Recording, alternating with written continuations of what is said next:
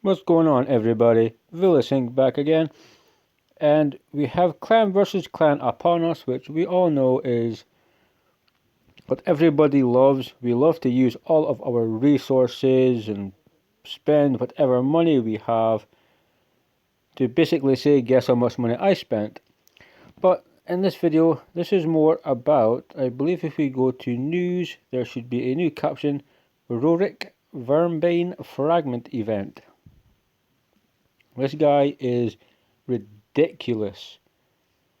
His kit is crazy, and this is somebody, if you have the means to go for, or if you think you can get him, as always, you should try it. Every account is different, so keep it in mind. But this guy is truly really good. Over a few previous champions, I would pick Roric to be one to go for. We'll go over his kit soon. But here, obviously, it tells us he is a legendary attack spirit barbarian, and we have to collect fragments. Fragments is extremely good. We don't have to level up 3-star rares to 4 stars. 4 stars to get to 40, which is a massive waste of potions. Old school fusions like the Broglie one or any other one, to be fair, what a bloody waste of resources. Although you get a champion at the end of it, it is extremely resource intensive. Now, with this one, all you have to do is participate and collect a certain amount of points. And for instance, Summon Rush, there's 20 fragments. Most likely you'll be getting 5 or 10 from there, unless you pull enough to get an excess of points. Like champion training is normally easy enough if you, depending on how they space it. Dungeon Divers, we have one going already. We also have a spider tournament, so this is really somebody that you ought to go for. I think there's 120 fragments from, or like 120, 140 from events. If you come first in events, obviously you get 5 more for that champion, meaning you can relax a little bit. If you come first in something, you can maybe skip out an event at the end. If you beast it to start with, you can then miss out 2 events at the end, that type of thing. So, if we go to the index, is he there yet? Because it would be good to really look at his kit and tell you really why you need to go for this dude, because he looks really good. Design wise, he doesn't really look like somebody that you would want to mess with. Check the size of that weapon, and absolutely I am not winding that up, not a chance. But he looks really cool. He looks like an aged barbarian. As always, hats off to the design team. There's one review, so one person has got him and given the review. What the hell? I'm not sure how that works. But on his A1, for instance, hits 2 times, chance of placing a stun for a turn. Each hit will fill his turn meter by 15% if the target is not under a stun. Debuff after the hit. So essentially, give him accuracy for the stun, or don't give him accuracy, and give him a turn meter boost, both of which is quite cool. 82 attacks one enemy, 80% chance, can be booked to 100, decreasing the target's turn meter by 75%. Get that booked, 100% chance. That's basically Nethral's A3. Turn meter reduction by 75%. But then it goes, if the skill fully depletes the target's turn meter, also has 100% chance of placing a stun on all other enemies for a turn. So, let it sink in.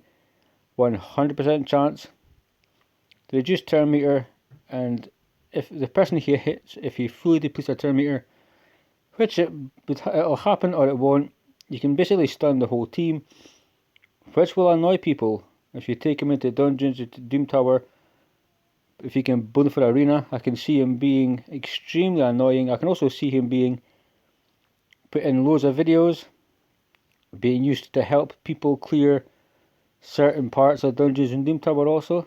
Skill Breaker attacks one enemy, ignores 50% defense, which is badass. Give him a Helm Smasher if you want to. That's 75%. If you have Savage Gear, If you're that hardcore, then you're ignoring all the defense. He has a passive effect, will always use this skill instead of the default skill when counter-attacking. This skill will not be blocked by blocked active skills.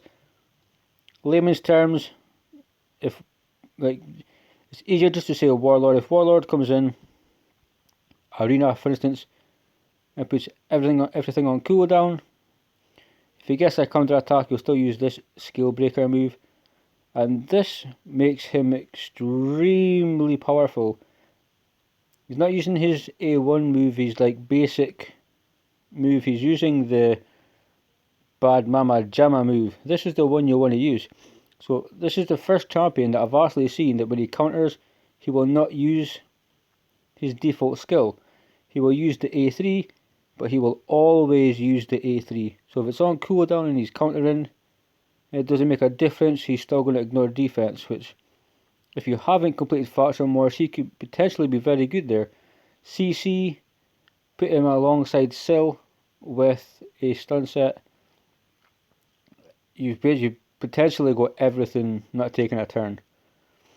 And that will go to a 3-turn cooldown, which again is ridiculous. He's such a fantastic champion. I really hope Plarium don't nerf him straight away. Just like, was it Giscard the Child? He got nerfed since he came out. A lot of champions have came out and automatically been shadow nerfed. Vogoth was the same. He got shadow nerfed. Still good, but they kind of took something special away from him. So passive is immune to stun debuffs. There you go. Essentially, you cannot really stop him through a stun. Again, so good. Deals 15% more damage to bosses and receives 15% less damage from them. So if you're early game, stick him in clan boss. You're going to use him in faction wars. So if you're getting past those bosses on stages 7, 14, 21, he could potentially be a carry because he's taking, just tank him up, he'll take less damage but do more damage. I know, can't be stunned, always counter attacks with the A3, turn meter reduction, extra hit, etc. There's no stun. His kit is one of the best I've seen in such a long time. So, increases ally speed in all battles, which is, I like all battles. If it says in all battles, you're not a winner. It's not just Doom Tower or like a Faction Wars aura or like 40% speed for arena. This works everywhere. Everywhere in the game this will work. And I'm a big fan of these types of auras. It's 19%. Nothing too special, but nothing too bad, realistically. Yeah, this is a champion who is just so badass. Immune to stun, takes less damage from bosses, but deals more. Ignores defense, always uses his A3 when counter-attacking. So I give him the Retribution Mastery. He will be an absolute beast. And obviously you can't put it on cooldown because it's in his kit, it's coded, so he will always use that move. A2, turn meter depletion, turn meter reduction by 75%. If the skill depletes a target's turn meter fully, he stuns the whole team at 100% chance. A1 again is a stun, and if you don't land the stun, instead he just gets a turn meter fill, which helps him take another turn a hell of a lot quicker. So OP. I'm kind of speechless. I just noticed he's got like 3 massive talons on his hand. Okay, that's pretty cool. So if you get punched in the jaw by that, you're done for. Nobody can stand that. I just realised that. That's actually like quite violent. His other hand, he's got smaller ones, but yeah, sweet as. So it's attack based champion. HP we expect it to be low. They always are with attack based champions. His attack 1641 is just stupidly ridiculous. Put this guy in with a team that takes care of him and you have an absolute monster. Defense, it's still okay, still reasonable. 101 speed, not the slowest. Crit rate, crit damage.